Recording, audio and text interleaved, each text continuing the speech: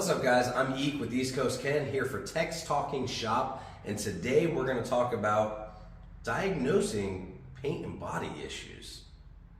All right, guys. So here we have a Rio Grande. It's a mid-90s Jeep Wrangler.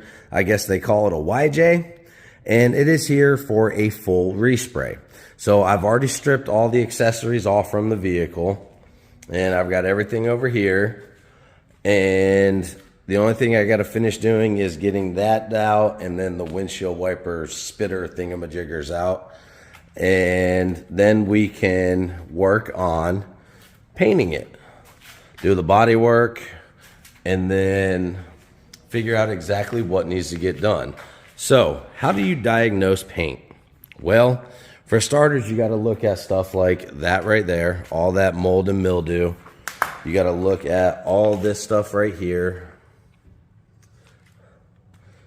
Now, I took the door handles out, so I'm not going to open it because I got to climb in through the back. But when you see stuff like this, you know that that's red, but the door's kind of white. But right here, you've got bare metal and white paint. So these are not the original doors to the truck or Jeep or whatever it is you want to call it. Let's also look down in here. Oh, I can't get in there and see it. Let me just open this. Come on.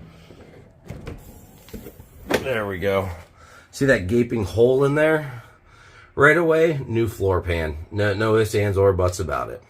So that's what we got going on with this right here. Come on.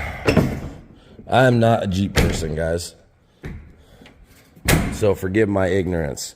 So this needs to be sanded down, and because of the chips where it's down to bare metal, that area is going to have to get welded up. I mean, it's cracked going down.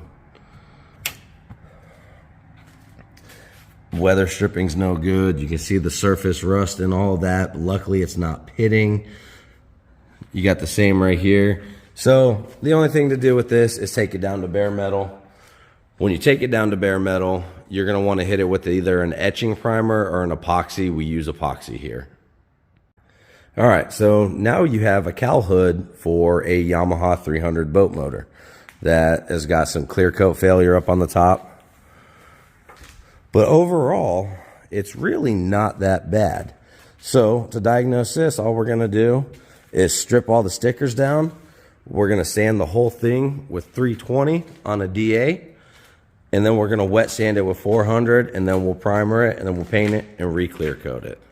So that's not nearly as bad, so it doesn't have to get stripped down all the way like the Jeep does. All right, guys, so there you have it. There's just a little insight into how you diagnose stuff as a body tech. It's not quite like how Power Stroke Jude would do on a Power Stroke diesel truck, how Speed Wrench with Cass would do with his vehicles in his shop. It's completely different than how they would diag something. So, like I said, that's just a scratch on the surface of what we do here, and kind of look at it and say, okay, well, you know, we see some rust here, some rust there, so we need to put rust repair into the bill, and then the cost of painting the vehicle on top of the body work, that type of stuff. So that's how we diag stuff in the auto body career field. Well, I'm Eek with East Coast Ken. I'm sure there'll be plenty of more Text Talking Shop videos on how they diag and do stuff like that, different things they're doing around the shop. And just when those videos come out, go ahead and watch them, and you'll see exactly what it is I'm talking about. Like, comment, share, subscribe, and I will catch y'all next month.